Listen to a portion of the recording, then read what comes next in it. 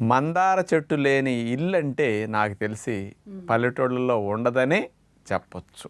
ఆ మందార ఆకులు, ఆ మందార పువ్వులు అందరి జుట్టు పాలిటే ఒక వరం అని చెప్పొచ్చు. చాలామంది మందార పువ్వులు, మందార ఆకులు ఏదో రసాలు తీసి పెడుతుంటే ఏదో పిచ్చి జనాలు ఏది పెడితే అది పుస్తే వస్తాయి అనుకునేవాడిని నేను కూడా. కానీ ఏంటి ఇంతంతమంది మందార మందార మందార ఎవరి నోటిన్నా మందార అంటున్నారని, దాన్ని అసలు సైంటిఫిక్ స్టడీస్ ఏమైనా ఉన్నాయా, ఎవరైనా చేశారా అని వెరిఫై చేసాం. 40 పరిశోధన పత్రాల యొక్క సారాంశాన్ని అమెరికా దేశం వారు 2015 సంవత్సరంలో రట్గర్స్ యూనివర్సిటీ USA వారు వాళ్ళు ఇచ్చినవి.